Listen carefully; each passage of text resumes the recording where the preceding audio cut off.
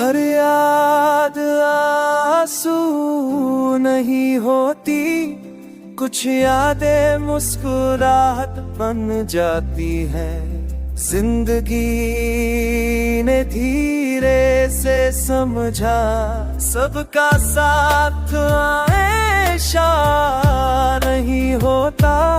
चांदनी कभी पूरा नहीं रहता। फिर इंसान को सितका दम करे, कुछ रिश्ते लफ्ज़ों के बगैर भी। मेरे हार मान ली थी तब की, पर उम्मीद ने अब तक साथ नहीं छोड़ा।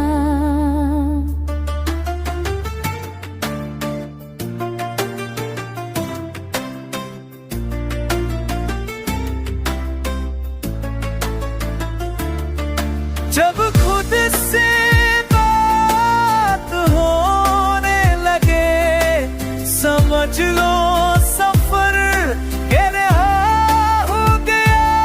हर शख्स अपनी जंग लड़ता है, बस चेहरे पर निशान नहीं होते।